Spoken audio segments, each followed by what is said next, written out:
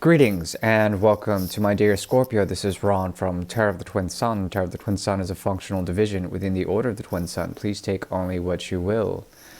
Use your discretion. User discretion is advised here. We will be going deeply into the 8th house, which is the house of transformational action. Okay, subversiveness, radical evolution in terms of the esoteric path. Lots of alchemy to be had here, shadow work as well, understanding through the deep polarization of physical extremities, sensualities, okay? I'm talking about the dark of the dark, the thick molasses of the pot. This is the energy of the 8th house. This is also on the path to moksha. This is the fixed element of water. When you have fixed water, the cliche is that it runs deep. It runs deep. But the mystery of fixed water is also in its stillness as well, in its fixity, which is usually indicative of coldness, a cold, exacting approach. Now, the element of water is interesting in that, at least esoterically from what I've studied, as well as the pushing forward towards research through this element, through the fixity of the 8th house, through the fixity of Scorpio, is that there is a possibility to see how water can algorithmically store information as an emotional sort of exquisite corpus of body information, bodily information. The human body is actually constitutive of, I don't know the exact percentage, but about 80%, I would imagine, maybe 70% body mass is water. And in this, the great memory of your heritage, of your lineage, as well as of your astral and karmic presence in the etheric plane up to this moment, is composed of collectivized memory that is stored either through genesis, through genetics, okay, through DNA, as it does encompass the water molecule, as well, containing that, and as well, in the future, I see it as a storage device for a great number of technological binary codes and beyond. So all that aside, we'll go ahead and get started with a bit of karmic reading for the month of May 2023. This is for the energy of the 8th house and Scorpio.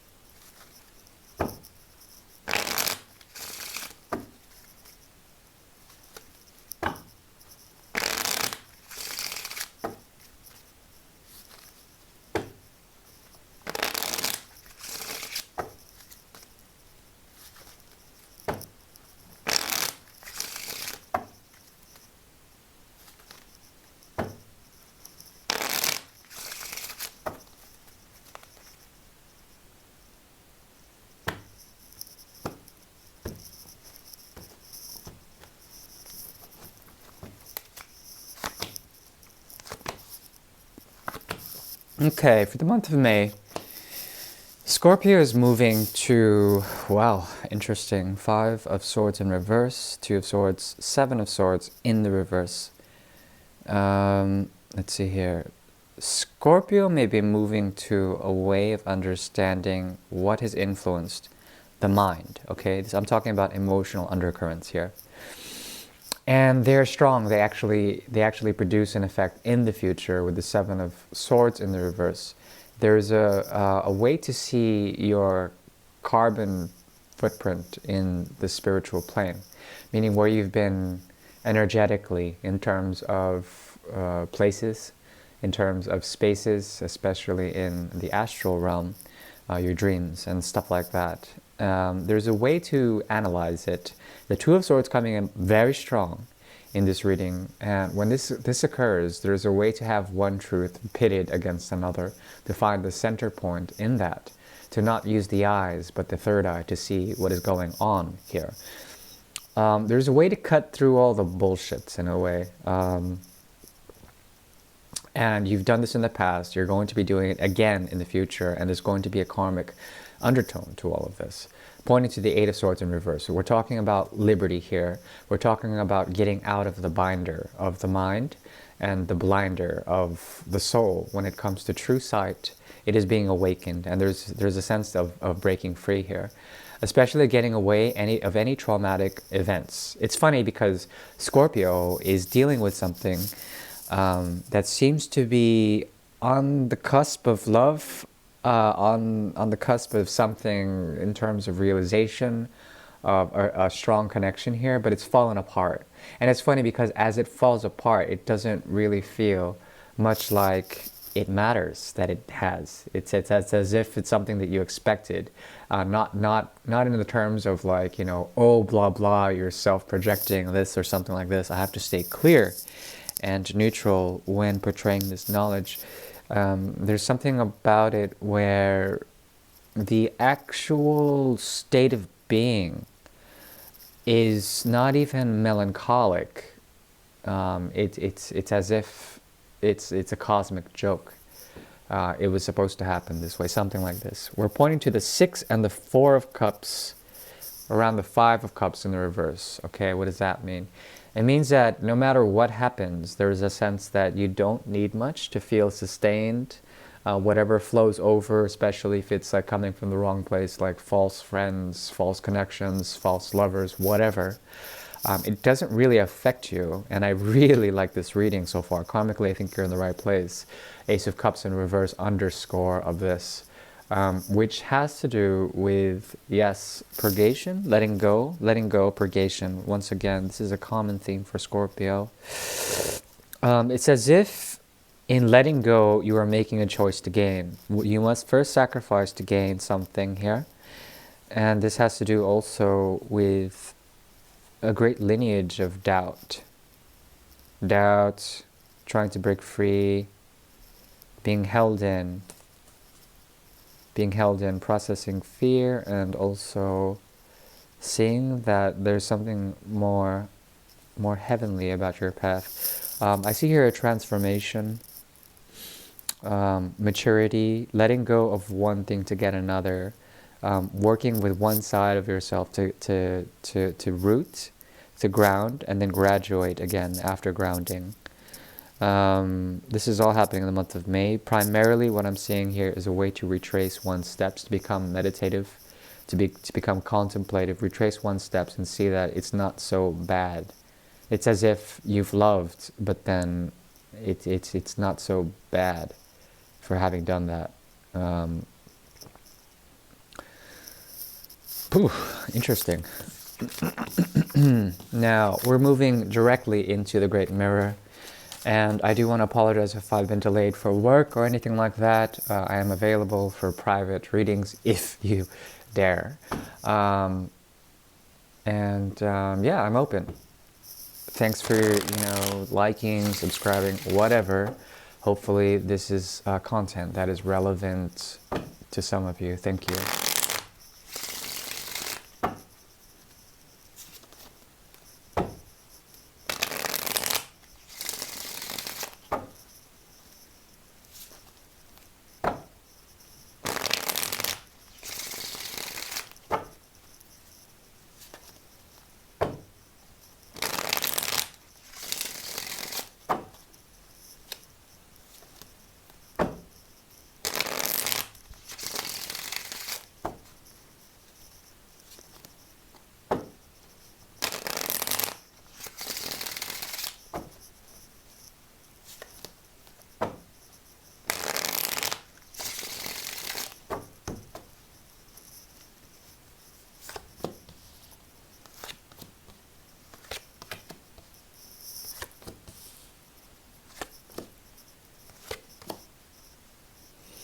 Okay.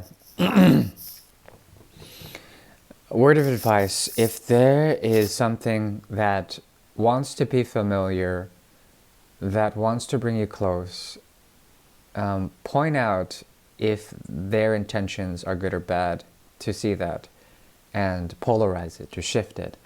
Not to say to return the favor in an opposite direction, but to note that if anything is false or pretentious, to let that go. There's something about what Scorpio is up to now that can invite very familiar things, spirits, people, just things, entities. You have to crystallize this and understand that there is something more powerful at hand here. This has to do with purgation, letting go, letting go, letting go, not being possessive, letting go. There also is something about what they are doing that is interesting. Someone is trying to help you in some way, shape, or form.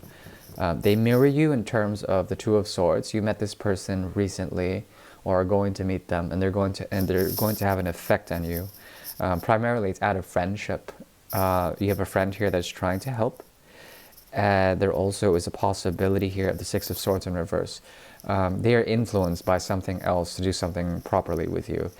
This has to do with purpose. This has to do with grounding. It has to do with la maison, which is excuse me, the mansion, lunar mansion, solar mansion, any kind of mansion. When it comes to the familiar, we have two tens here: 10 of Cups in reverse, 10 of Pentacles in reverse, which is a very interesting spread, considering that one of them has to do with the mystery of Cancer, okay, I'm talking about the 4th house, and this one has to do with 10th house. This has to do with Capricorn. There is a polarity here that speaks of getting out of one shell, becoming naked on one point. That's your side.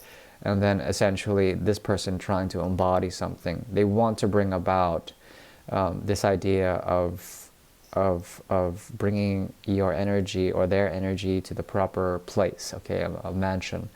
When we're talking about mansions, we're talking about placement issues. We're talking about grounding. We're talking about stability and family and work, even. Workability, being able to be user-friendly. The thing is that Scorpio has the 12 of Cups in reverse with the Star card here. Aquarius is very strongly pointed to from the 4th to the 11th is an interesting dynamic. With the difference of 6, 7 houses. Cancer is once again pointed to here. Usually, typically in other decks, I see the Star card as Aquarian, but because this has the energy of Cancer, there's something about the ability to pour or deliver water where it needs to be, which is interesting because it's between two different planes, the earth plane and the water plane in terms of elementals. So when this happens, there's a strong need that Scorpio, when you meet this person, Scorpio, you will be influenced in a friendly way to be assisted by this person. I believe they have the temperance and they have the ability to help you alchemize expectations when it comes to what you become familiar with, what you become creative with, where you feel the urge to merge with.